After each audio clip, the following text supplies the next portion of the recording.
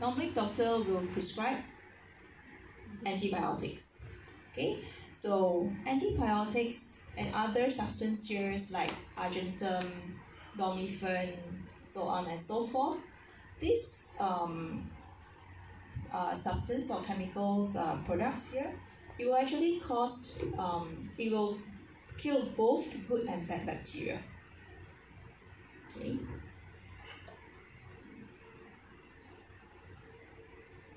Okay, so it kills both good and bad bacteria. So when your vagina loses its first line of defense, the first line of defense is the good bacteria, right? The lactobacillus. So if you do not have the good guys that to safeguard your vagina, the good guys or the bad guys will come into the vagina area if there's no army there. Normally, which one will come in first? The good or the bad guys? Bad guys. The bad guys, yes. When there's no army in your vagina area, okay, the bad guys will come in. So the bad guys, these are the bad bacteria. So it comes in, it will cause damage to your cells. Okay, with that, it causes inflammation. And as I mentioned, in your vagina area, it's rich with blood vessels, and blood provides nutrients to your cells. So in this case, when there's bad bacteria in your vagina, the bad bacteria will get the food supply from your blood. Okay, so when there's food, it will then grow. It will proliferate. Okay, well, when it proliferates, right, it's too crowded in the vagina area, so it wants to migrate. Correct? When it's too crowded, it will want to migrate. So where will it migrate to? It will migrate to your uterus. So once it migrates to your uterus, it will cause deep infection. Okay, here. And in some severe cases, it will cause pelvic inflammation and oviductitis. Oviductitis is the inflammation of the fallopian tube.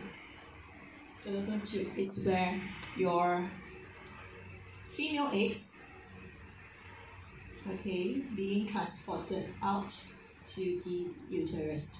This is the pathway for the ovum, the female eggs, to actually be transported out to the uterus. So if there's an inflammation here, the female eggs cannot pass through.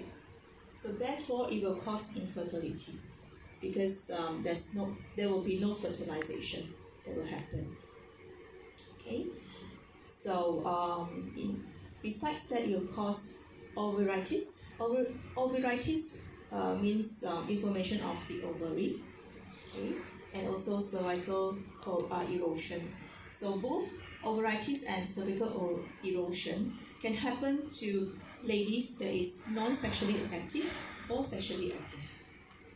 Right?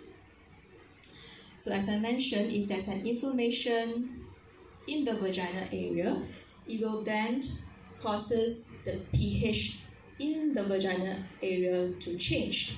With the change of pH in the vagina area, it will cause dryness.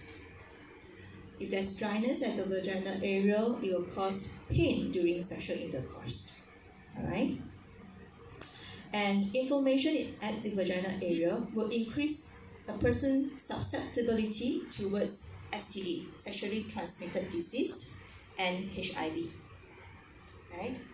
So with these gynecological problems, it will also affect the fetus in the womb, the baby in the womb, right?